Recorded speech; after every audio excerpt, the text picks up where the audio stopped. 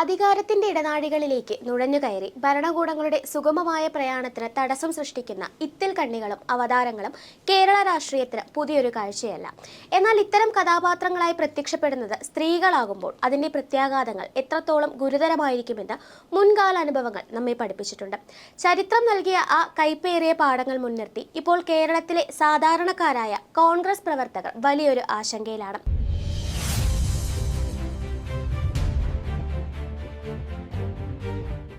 കഴിഞ്ഞ കാലത്ത് UDF നേരിട്ട ഒരു രാഷ്ട്രീയ ദുരന്തം വീണ്ടും ആവർത്തിക്കപ്പെടുമോ എന്ന ഭീതി അവരെ വല്ലാതെ അലട്ടുന്നുണ്ട്. നമുക്കറിയാം, 2011-16 കാലഘട്ടത്തിൽ ഉമ്മൻചാണ്ടിയുടെ നേതൃത്വത്തിലുള്ള UDF സർക്കാർ കേരളത്തിന് സമാനതകളില്ലാത്ത വികസന നേട്ടങ്ങളാണ് സമ്മാനിച്ചത്. എന്നാൽ ആ ഭരണത്തിന്റെ എല്ലാ ശോഭയും കെടുത്താൻ രണ്ട് വൻ വിവാദങ്ങൾക്ക് സാധിച്ചു: ബാർ കോഴ വിവാദവും സോളാർ വിവാദവും. സോളാർ വിവാദത്തിന്റെ നായികയായിരുന്ന സരിത എസ് നായർ ഭരണകാലാവധി അവസാനിച്ച് രാജ്യം തിരഞ്ഞെടുപ്പിലേക്ക് നീങ്ങിയപ്പോൾ ഇടതുമുന്നണിയുടെയും CPM-ന്റെയും ഒരു ചട്ടുകമായി മാറി. UDF-ന്റെ ദയനീയ പരാജയം ഉറപ്പുവരുത്തുന്നതിൽ അവർ നിർണായക പങ്കുവഹിച്ചു. പിന്നീട് നടന്ന അന്വേഷണങ്ങളിലൂടെ അവർ ഉന്നയിച്ച ആരോപണങ്ങളിലെ കള്ളത്തരങ്ങളും രാഷ്ട്രീയ വഞ്ചനയും തെളിഞ്ഞു വന്നുവെങ്കിലും അത് കോൺഗ്രസിന് ഏൽപ്പിച്ച ആഘാതം ഒരു പതിറ്റാണ്ടുകാലത്തെ ഭരണനഷ്ടമായിരുന്നു. ഇന്ന് VD സതീശന്റെ നേതൃത്വത്തിലുള്ള പുതിയ UDF സർക്കാർ അധികാരമേൽക്കുമ്പോൾ സമാനമായ ഒരു ഭീതി കോൺഗ്രസ് അണികളിൽ ജനിപ്പിക്കുന്നത് റിനി ആൻഡ് ജോർജ് എന്ന ചലച്ചിത്ര പ്രവർത്തകയുടെ ഇടപെടലുകളാണ്. സരിത എസ് നായരും റിനിയും തമ്മിൽ നിരവധി സാദൃശ്യങ്ങളാണ് രാഷ്ട്രീയ നിരീക്ഷകർ കാണുന്നത്. ഉമ്മൻചാണ്ടി തനിക്ക് പിതൃതുല്യനായിരുന്നു എന്ന് സരിത അവകാശപ്പെടുന്നത് പോലെ പ്രതിപക്ഷ നേതാവും ഇപ്പോഴത്തെ മുഖ്യമന്ത്രിയുമായ VD സതീശൻ തനിക്ക് പിതൃതുല്യനാണ് എന്ന് റിനിയും പറയുന്നു. സ്വന്തം താല്പര്യങ്ങൾ സംരക്ഷിക്കാനും രാഷ്ട്രീയ ഇടപെടലുകൾ നടത്താനും വേണ്ടി നിലപാടുകൾ മാറ്റാൻ ഇവർക്ക് യാതൊരു മടിയുമില്ല. ഉമ്മൻചാണ്ടിയുടെ ഓഫീസുമായി തനിക്ക് അടുത്ത ബന്ധമുണ്ടെന്ന വ്യാജ പ്രതീതി സൃഷ്ടിച്ചാണ് അന്ന് സരിത എസ് നായർ കോടികളുടെ തട്ടിപ്പ് നടത്തിയത്.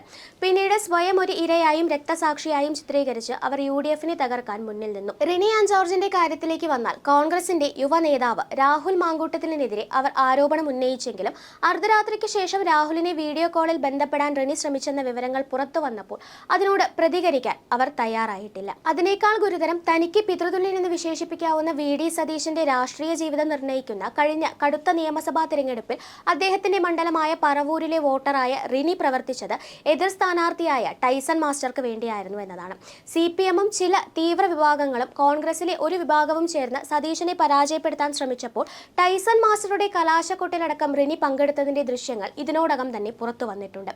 എന്നിട്ടും തനിക്ക് ഭരണതലത്തിൽ വലിയ സ്വാധീനമുണ്ടെന്ന വ്യാജമായൊരു പൊതുബോധം സൃഷ്ടിക്കാൻ റിനി ബോധപൂർവം ശ്രമിക്കുകയാണ്. അന്ന് സരിത എസ് നായർ മന്ത്രിമാർക്കൊപ്പം ചിത്രങ്ങൾ പങ്കുവെച്ച് ആളുകളെ കബളിപ്പിച്ചതുപോലെ ഇന്ന് റിനിയും സോഷ്യൽ മീഡിയയെ ഉപയോഗിക്കുന്നു.